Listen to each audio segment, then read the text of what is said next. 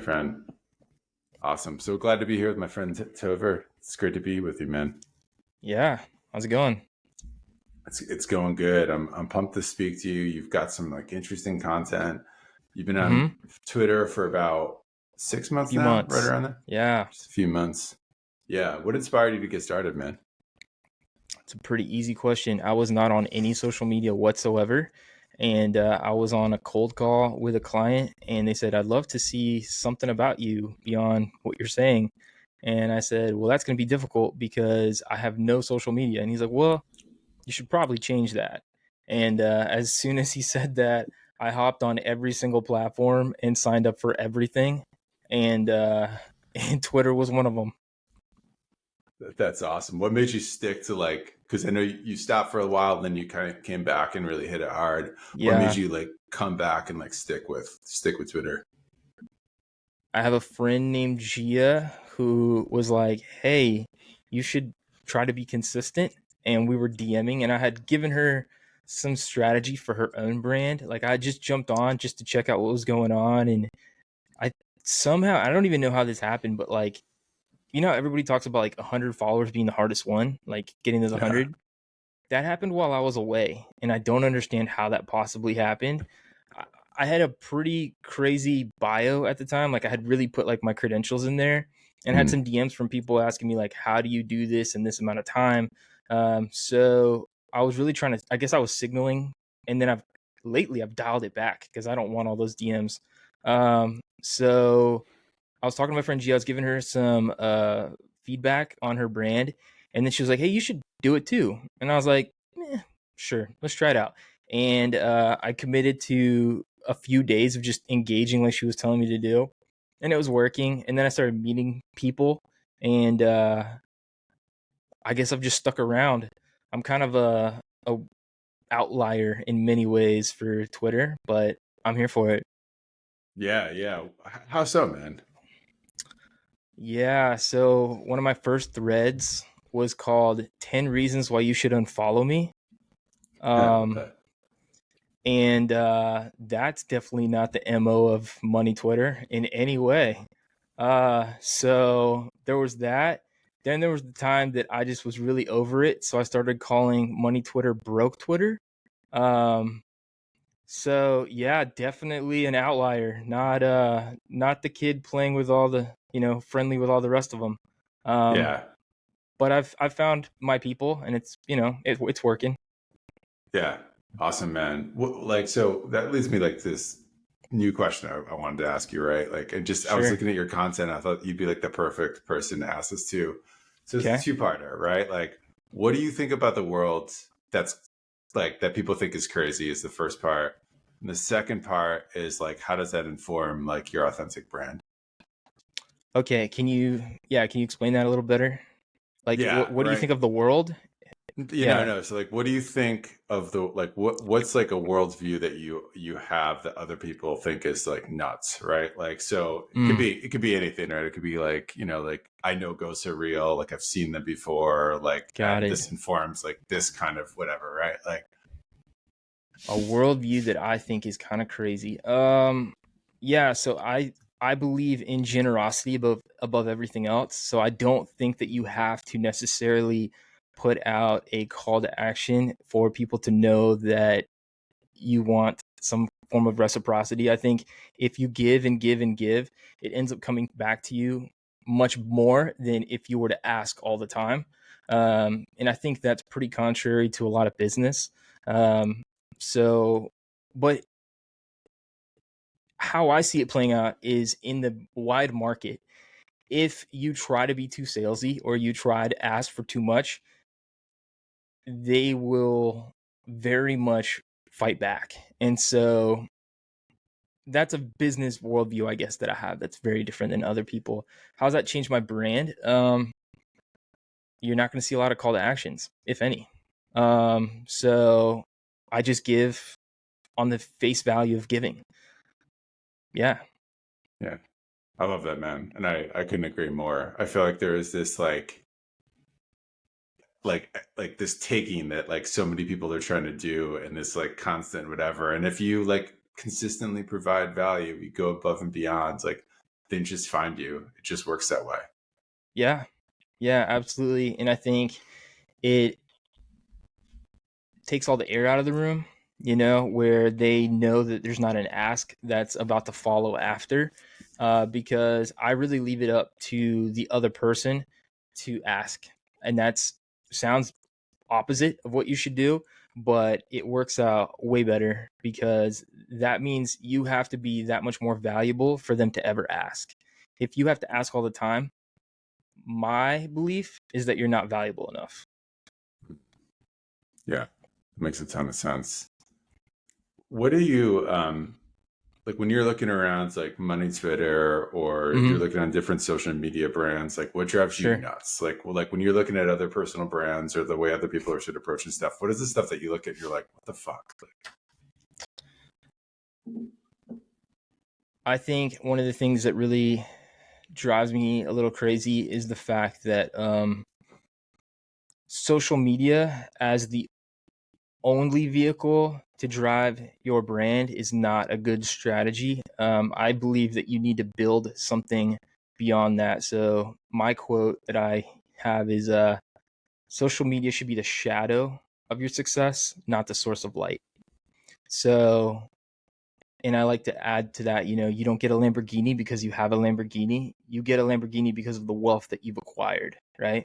So I think more people need to not see social media as the only driver of their business, but they need to have a fantastic product, a fantastic service that lives in the organic world first before they try leveraging on social media. Because if not, you're creating noise to get more noise back. yeah, and you're not really delivering on anything. Yeah. Yeah, yeah, 100% agree there. Um, what are like the biggest misconceptions? So you've been on Twitter for a few months. You've been scaling Mm-hmm. up. Like, what are the Sure. biggest misconceptions people have about like getting started, doing it, and like engaging in that kind of thing? The biggest misconceptions. Yeah, Um, Probably that the content that you make needs to be probably the definition of value in content. I think people believe that they need to give somebody some form of win in order to create value for themselves, but that becomes a transactional thing, which doesn't actually link somebody to your tribe that you're trying to build. They'll try to give you, like, hey, this is how you do something, but if I can find that info, one, from somebody else or online, then the value of that, in my opinion, is kind of low. But if I can't find that because it's that unique to you, then the value of that goes way up. So I tend to stick to like case studies if possible, things that are specific to myself, because that's going to build brand and tribe specific to me, not specific to a profession or some kind of skill set that I'm showing. yeah. How have you, so like a follow up there, right? Like how have you sort of like found your niche within that, right? Because like you've got a business, you're Yeah. helping with people with marketing. Mm-hmm. I'd love you to talk more about that. But like how have Sure. you like mapped that like in that authentic thing that you're out there like doing to like the value Mm-hmm. proposition that you have? How do I link my business and my personal brand? Is that your question? Yeah, exactly. Got you. Yeah, I think it's just that you know what you're getting and who you're getting prior to signing up, So like I have seen people like, "Well, what do you do with swearing?" Well, if you're okay with swearing, taking away the kinds of clients that are going to be turned off by that, swear away, right? I think it's Yeah. just understanding that there's going to be repercussions to every action that you take. So, like, for instance, I talk about ignorant rap music. If profit is not the first most important thing to you, and the most important thing to you is like the choice of music I listen to, I probably don't want to work with you, right? Yeah. So I think allowing the choices that you make, knowing that it's going to push away certain kinds of people, and being purposeful with those choices. I think a lot of people think when I'm posting all the stuff I'm posting, I'm just going off the hip and I'm being a little chaotic, but I'm not. I know what that's going to do and I know who that's going to turn off. And I think who you turn off is as important as who you turn on. Hmm. Yeah. Well, I think there's also like this thing that like, and Alex Hormozy talks about this a little bit, right? Like if you have a really specific, the more specific and the more sort of like focused you can be in terms of like, not just top of funnel, but like who you're really targeting and who your audience is. And like the better that you can actually authentically speak to them Sure. and connect that back to like the thing that's unique about you. And when you do that, you have a different degree of connection and loyalty, and you're able to just like drive more value, more, more profit, like more everything, Yeah. right? Like I feel like there's a big like there's this thing that a lot of people do where it's like they don't channel enough of like who they really are into their brand. They're not Mm-hmm. authentic enough, and there's this weird, we were talking a little bit before, I think you said divider almost between like Mm-hmm. who they are really and then like what they're trying to sort of portray. Yeah, I think there's this level of people having fear that the person won't want to hire them if they know the things that that person's actually into. And I think there's kind of a narrative that goes around on this particular space where people say, like, you need to be careful about this and that. And you do. But if you know the repercussions and you're okay with them, then you're okay to do what you want to do. This is your business and you can turn away who you want to turn away. So that's my belief there. And then as far as everything else, like I want you to know what you're getting prior to you working with me. If I need to hide that, then I'm not going to be able to do my best work because I'm going to be walking on ice the whole time, like on thin ice. And I don't want that. I want an environment where you know who you're getting and you know how I'm going to talk to you and you know that I'm a little aggressive and all this other kind of stuff prior to you saying I'd like to work with you. Because if not, you're going to waste my time by going through a bunch of onboarding stuff and not like what you're getting. So let's nail that out the gate through just like some top of funnel stuff prior to you trying to work with me. Yeah, that makes a ton of sense, man. And like for you, like what's the biggest value proposition that you think you're offering a client? Like, right, somebody onboards you, Mm-hmm. they're having trouble with, with their marketing, their branding, like whatever the positioning, Yeah. whatever it is, like what's like your competitive advantage? How are you coming in and like just changing the game? Yeah. So my competitive advantage is that I'm business dev with a focus on brand. So there's a lot of brand strategy, and that's great. But I think business dev is way more valuable. So I do way more than let's change your website and let's get you a new logo and let's talk about positioning.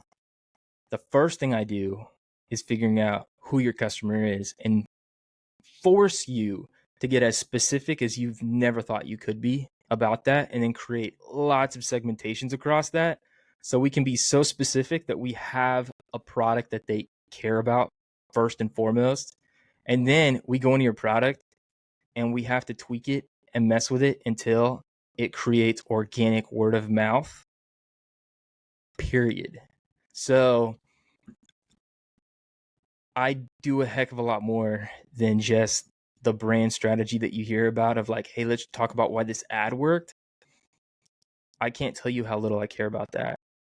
I can't. It would be really hard. But I want to create the Spotifys and the Airbnbs and the Ubers of the world. I want to create the disruptors because one, that has longevity, and that is one, just more fun and more attractive. And you're going to get your return on investment when we operate like that. Is it hard? As hell, Yeah. but it's more interesting. And if you're trying to create legacy, it's the only way I know how to do it. Yeah. Is that like a maddening process for you and the person that you're, I mean, for you, it's probably fun, right? I'm getting the vibe that it's a fun, creative endeavor, but like Mm-hmm. fucking hard, right? Like so hard to Sure. really sort of like nail that customer and nail that product and like Yeah. find that super specific tip of the spear is got to just be a Mm-hmm. really sort of tough thing. But like, how maddening is it like on the person that you're working with to go through that? I think it depends on who you are and what you want. So, like, I would ask you questions prior to you saying you want to work with me to know if you're the kind of person who wants to do this. So like, I'm not trying to trick you to work with me in any way. If anything, I'm going to push you away a ton to find out if you're the right fit. So I'm going to be like, hey, look, this is hard. There's a reason why there's not a lot of people like this. There's a reason why most people don't put in this kind of work, because it's not fun in any way. I'm going to make you do things that are going to hurt your company initially, but the trade-off is you can be hurt for a short amount of time to find out how successful it could be, or you could spend the rest of your life not knowing. It's up to you. I mean, there's a lot of people who don't know. They don't know. They're successful enough, and that's enough for them. And they live great lives, and they get to be free on the weekends and all that kind of stuff. And great, you know? But if you want to be a disruptor, one of those kinds of brands that really mess up the market, it takes a little bit more than what everybody else does. That's super cool. Can you walk us through like a time that you've done that, or a client that you're working with, and like what that process looks like? I'd love for you to just like even walk through like some of those messy details about like how you're nailing that ICP and like how you're drawing that out. Because I think for anybody that's like listening, that's just like, wow, that's so fucking cool. I want to do that. Like I would love for you to just sort of share some tips for how you get there. Sure. So are we talking about somebody who already has a product, like they're already in the market, been in business for a while, or is this somebody who is brand new and they're about to launch and they haven't got there yet? Yeah, that's a great question. I'd say the former. I mean, it's the latter, right? So somebody that's like about to launch, or sort of like About figuring to out the launch? brand. And yeah. Yeah. So the first thing we're going to do is we're going to make sure that you are committed to the project that you're going to jump into. And we're going to do that by me asking you a lot of questions like, okay, let's pretend this is really successful. Because that's a question a lot of people don't think about, is like, they're like, well, I just want to do this thing. It's like, okay, great. Let's pretend it's more successful than you could possibly imagine. Okay, let's just start from there. Are you ready to take that on for a long period of time? Because if not, you should figure something else out to do. But if you're planning for a mega success, and I mean a mega success where you have lots of orders or whatever, and now you're in the weeds of doing this thing, are you prepared for that? And are you prepared to walk this out for a long trajectory? That's the first question I have. And they need to think about that, because most people don't.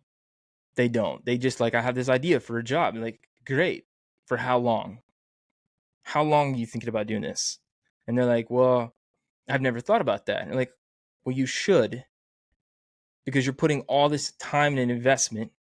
And let's say you're trying to create a product. It's going to take you a few years to make something that's worth a damn, right?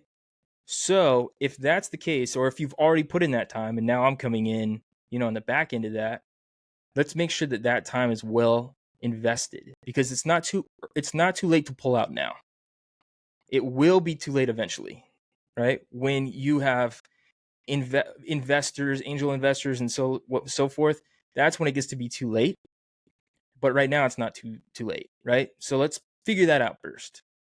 Second is, what's your reason for doing this beyond profit? That's one of the first questions I ask people, right? Great. You want to make X amount of dollars. You want to have this kind of great. But what's the impact beyond dollars that you have in business? Because if that answer is not great, then I don't know if this is going to work out for you. So, like, hard questions right out the gate. And then after we have that, and you're telling me I have an idea for a product and we're going to be doing this kind of stuff, if I'm coming in that early, then I'm going to say, awesome. Figure out how to solve the problem of the product on paper prior to investing in developers or whatever else, because it's really cheap to figure it out all on paper. It gets really expensive once you're doing it in the real world, right? So go back on paper, make it as low cost as possible to really try to figure out your product at that point. A lot of people do it the other way. They're already developing, and then they come into real problems, right? Those problems are very expensive when you already have people who are full-time doing this. They're slow. You're slow to find out there's a problem. When you're doing it on paper in a Word doc or whatever, it's cheap and it's quick because you're not doing any kind of actual problem solving as far as coding or figuring out how to make an item. None of that. You're just figuring out how is this going to place in the market? Is it solving a problem? What are the features? All that stuff, right? Figure it out on paper. Then, if you have an idea of how that product's going to look, and before we even go too deep into that, we need to step back and go, who is this for? Really? And do they want this enough? How many people in the world currently are doing something similar to you? Do you know? Do we need to run a patent check to find out if somebody already has this as their intellectual property and you're infringing on it just by thinking about it? Right? So let's start there before we go too far in the other direction of thinking we're going to go make this product. Okay. So let's do our due diligence first so that we don't roll down that road for a long period of time only to find out later that somebody's going to sue your ass and you're going to lose your entire business. Right. So let's play there. And then great, it's yours. You have free reign and you have some blue ocean, blue ocean meaning that it's a unique idea that's unique to you and there's not a lot else out there like that. Fantastic. We need to understand who this is for so that we can craft it specifically for them, right? So you need demographics. That's the basic level. But then you need to get much deeper into psychographics. You need to get into status roles. You need to get into worldview. You need to know them very deeply. And when I say that I have 300 questions that I ask, I mean that very seriously with no hyperbole whatsoever. Yeah. And we go through those questions and we answer all of that. And then that right there is one segmentation. Then we do it again for the next segmentation. Boom, boom, boom, boom. So that when I go to the product dev team or I go to a copywriter, they know who this is for. And we're very specific to craft it specifically for them. So when I give this to a copywriter, they can hit home runs all day long because they know exactly who this is going to be going to. And they can write in a way that's very similar to how this person talks in their head. Yeah. That is so well said. So making sure that they're prepared. Yeah. You're getting at you're really getting at that why, which all makes all the sense in the world. Sure. You're solving the product on paper. Again, super brilliant. Really figuring out who's it for. And I love that sort of breakdown of like demographics, psychographics, like 300 questions. You're nailing like all those sort of pieces.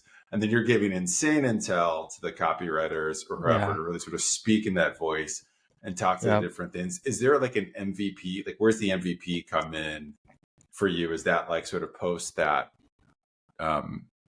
like post questions and then sort of like, let's nail one feature, or how's that sort of play in? So I don't want to get too complicated with it, like I do want to have a minimum viable product. But we want to release semi-fast, but we also want to have our ducks in a row before we do that. So we want to create something that's going to solve the problem for these segmentations. We want to know that audience well enough to know what their problems are. So the way I define that is like, I don't want to create a key and then have to go find a door that it fits in. That makes no sense. I'd rather find a door and then act like a locksmith and create a key for it, right? So that's the same thing I'm doing here is when I'm going through my audience and I'm figuring out who they are. When you do this enough times and you have an idea of who this might be for, you have a product, it's kind of like trying to match two together at the same time, right? Yeah. As you're doing that, you start to know the more specific you get. I feel like I know this person better than myself. And because of that, I feel like I know what their problem is. And therefore, I thought I was going to make a product about this. But actually, after doing this, the product needs to be this, right? So both inform the other. Yeah. And through doing that, you go, okay, what is the big thing that they need? What's our blue ocean here that we're going to be able to create something that is going to have some kind of dominance in the market because of its uniqueness? Great. We have that. Now the product can be that, and we will make sure that we will have these features because they're most important to that person or these people, right? And then that gives us enough of a product to put out into the market. Sounds. How, maybe a better question, like, where do you see people like messing this up the most, right? Like, I think this is a sort of unique take of doing it. You talked a little bit before about you have a lot of people that are sort of like, I think there's this like Silicon Valley, like MVP, test it, figure out what's wrong with the product, all of that. I think you've got a much more sort of methodical approach where you're sort of mapping product to market and like finding product market fit in a sort of more like methodical way. Like, what are the biggest mistakes that you see brands making when it comes to just like going through the process?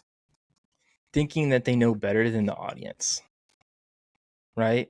Not asking, not even doing surveys to find out if their hypothesis about these people is right, right? 'Cause somewhere in the middle of that, there has to be some kind of surveys happening, some kind of questions to find out if your assumptions about these people are right, that they have these problems.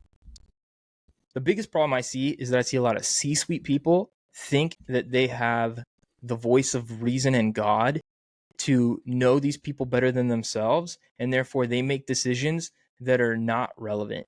And relevant is the thing that I preach the most. You're doing a lot of work, great, but you're one person with one set of beliefs, and these are very different people. You need to know who they are, not just from who you say they are, but from who they say they are, right? And what they say their problems are. So I think the problem is people not being humble enough to realize that their opinion doesn't matter that much and to go find out data to back up the hypothesis that they had to make sure that these pieces actually fit prior to spending a ton of money to put it out into the market. Said. Thank you. Yeah, you've been blowing my mind, man, for like almost half an hour now. I'd love for you to just give a plug for like where can people find out more about you? Where can they research your background? Where can they connect? Sure. Twitter? Is it your website? Like, what's the best way? Yeah, I have some stuff on my website, and I have stuff on Twitter. Twitter, Topher, Topher _Gala, Gala, and my website is tophergala.com. Simple as that. I plan to put more stuff out there. I have a podcast where I break down how some of the biggest brands have been able to create dominance in the market. That's where I learned a lot about this stuff, right? Like, I think I have an episode about Reebok. I have it about Disney. I have one about Patagonia because I have a lot of people tell me like, well, we don't have a lot of advertising dollars, so I'm not going to be able to make a big brand. And I'm like, well, Patagonia did it with no advertising ever, and they scaled to $1 billion. So there's a model.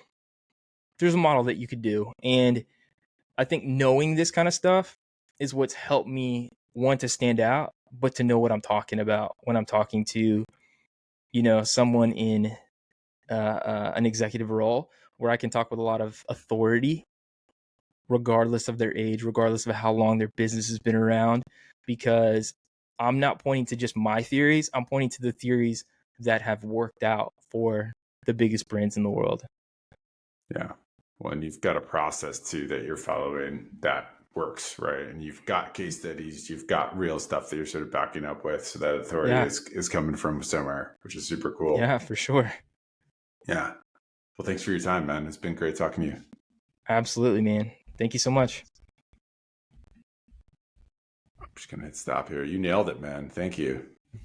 You're welcome. Yeah, you sounded great.